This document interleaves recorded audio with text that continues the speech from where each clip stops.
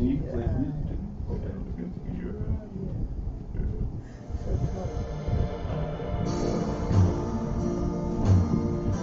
And here comes Reverend Billy.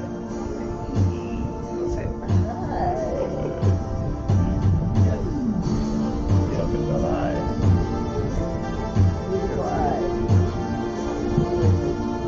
That's a cute little time in. They'll have a time in. We're looking at the camera. Let me look at the camera.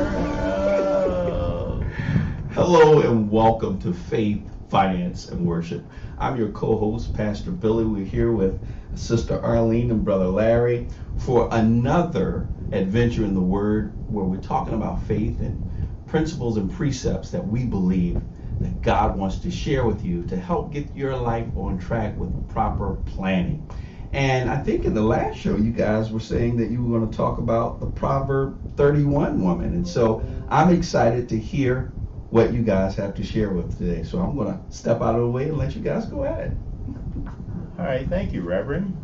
So, thank you, Reverend, for allowing us to do this. We're talking about Proverbs 31 because Sister Arlene said she wanted to talk about women, and I'm gonna blame that on her forever. And then I read a Proverbs 31, and I talked about how a woman is supposed to be subservient to the man and get her happiness from the man. And she said I read it wrong because I couldn't find it. But then I had to find another one because she told me that I had to find another one. So Proverbs 31, as I learned, states a lot of different things, and there's different versions. So under the Proverbs 31 we're going to do today is because she spends time with God, she speaks wisdom, because she takes time to learn things and taught herself how to do things and budgets her money. She can make things such as linen and sell them for a profit. So again, many women are very, very successful business women, and they manage their household budget. So my story is about one of our clients. So our client, she originally started out in Mississippi, and she heard about the life that her cousins were having up north in Baltimore, going to school. In Mississippi, she couldn't go to school, she had to work, so she left. And she was only 16. She moved in with her cousin up in Baltimore. So she was there, going to high school. She got a small job on a college campus, and she started earning some money and seeing what the young college girls were doing, and she wanted to do that. But like all young women and all young men, she fell in love. And the person, you know about people falling in love? Well, that's good. Yeah, it is great as long as you fall in love with the right person. Yeah, so she fell in love. She became pregnant. She had to drop out of school. Her boyfriend wanted to marry her. She married her boyfriend. They moved out of the uncle's house, and her and the boyfriend were on their own, living in this house. And then he turned to be somebody else. Oh my. He wanted to control her, control the money, control the job, control everything. Then he was threatening to beat her. Oh. Like she was a slave in Mississippi. So she decided that she could not do that. So she left and started to live with her cousin in another section of Baltimore. And she was living with her cousin until the boyfriend came in. He came into the cousin's house and was living there, and the cousin was getting mad because she thought the boyfriend was looking at her and all this other stuff. She let him back in? No, this was the cousin's boyfriend, not her husband, because that was her husband. So the cousin's boyfriend moved in with the cousin and the girl and the baby, and the boyfriend started making moves. The cousin's boyfriend started making moves upon the girl with the baby who moved up from down south. Do you follow me? Yeah. Okay. But she said she didn't want any of that, so she packed up her bags again and came to Philadelphia.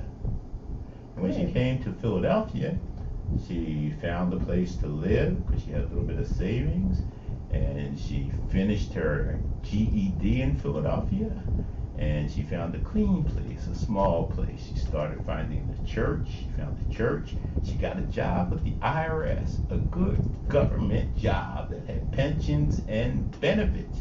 She had pension and a benefit, and she was still young. And then some woman, elderly woman at the church, told her about good schools in Philadelphia to put her babies in. So she did that. And she needed a car. She didn't go out here and buy a BMW or any big expensive car. She bought a little Humpty. Go ahead. A hoopty. Oh, not a Humpty? I think it's called a hoopty. Hoopty.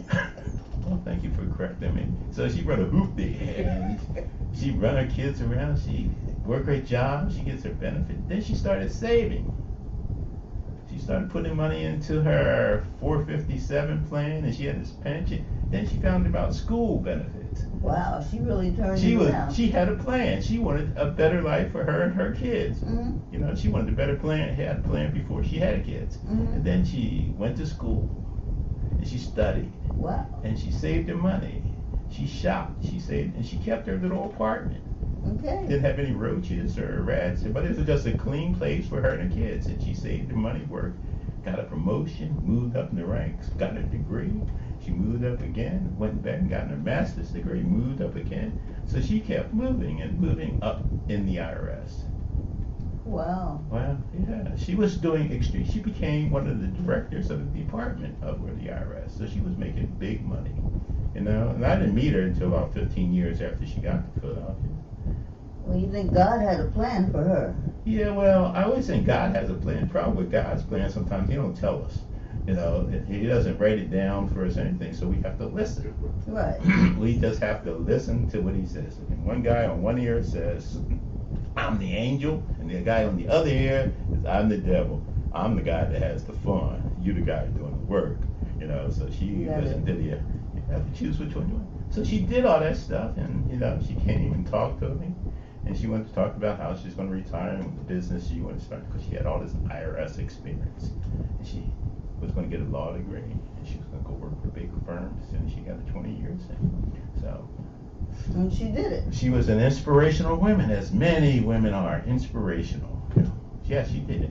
And she budgeted her money, and she watched those dollars, and they keep growing and growing. And when the market went down, she just left it there because it wasn't the money she was supposed to use. Well, now that did sound like a Proverbs 31 woman. Well, you know, the other one was too that you told me wasn't, but that was a Proverbs 31. Well, she was industrious. Yes.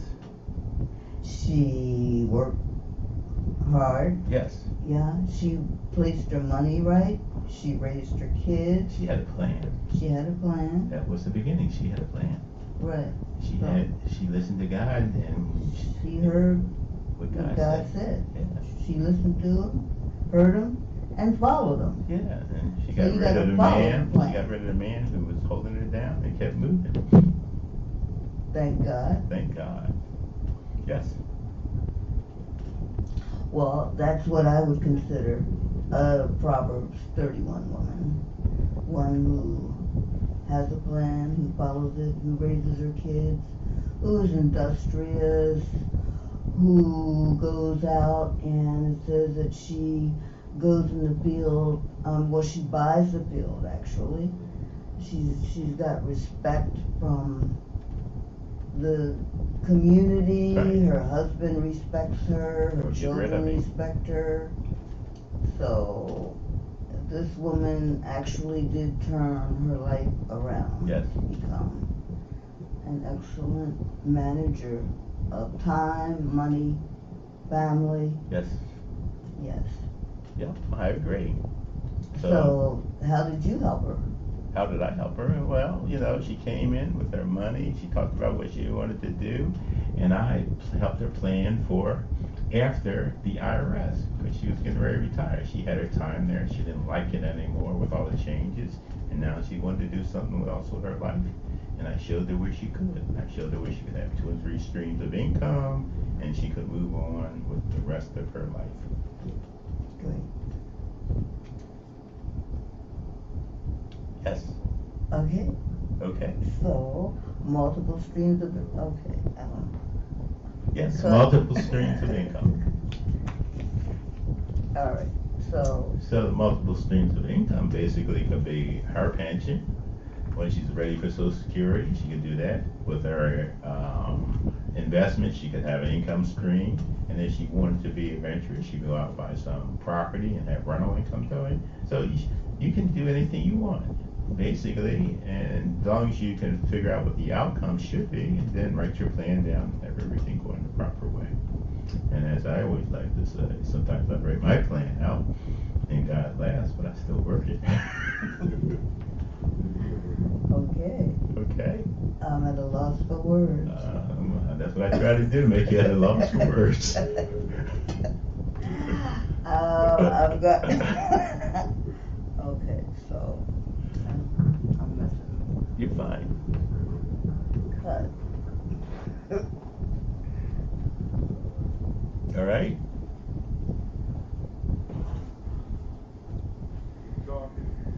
Huh? What? Yeah, What? see, when we're doing it this way, there's no breaks. It's like this thing is like it's still recording even now. So we have to do it again? Um, Okay, Yeah. so basically, where Arlene said she's at a loss for words, and when she said that, then I stopped too, because I was at a loss for words for what I should say. Like, I never heard her be at a loss for words and admit it. So, And I've got a lot to say here too, but I don't know why I'm not. you have to say it in the microphone, Arlene. You just lose it. There. Put it up there and say what you have to say. Okay.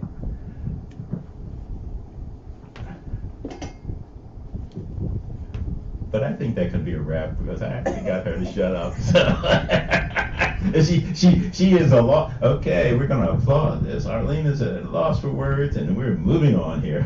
Yeah, so it was going along so far. yeah, go ahead. All right. Oh, You're still filming. are we still, okay, No, just go ahead. We can go ahead. all right.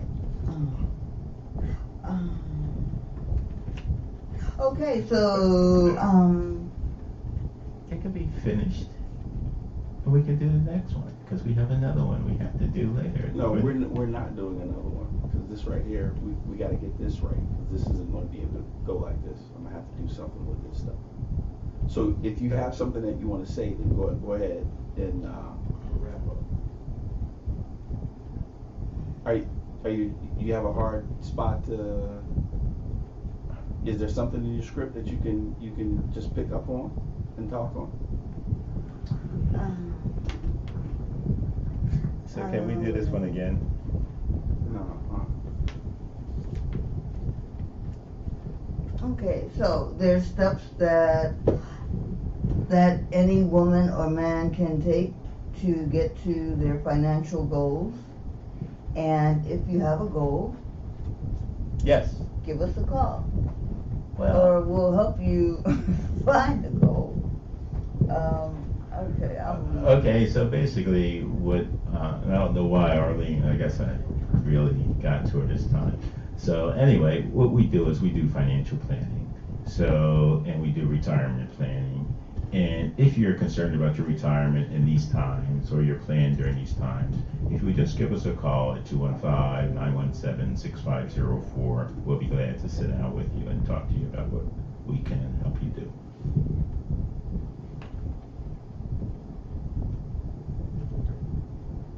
I'm sorry. That's all right, Arlene. I don't know what's happening here. Did you give the number? Yes, I gave a number.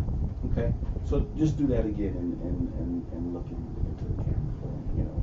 So, as we talked about constantly, what you need is a plan. So, if you have a plan, you want to review your plan with someone, and this is a retirement plan, financial plan, income planning plan for your retirement income, and you need some help reviewing to make sure it makes sense, just give us a call at 215-917-6504. 215-917-6504.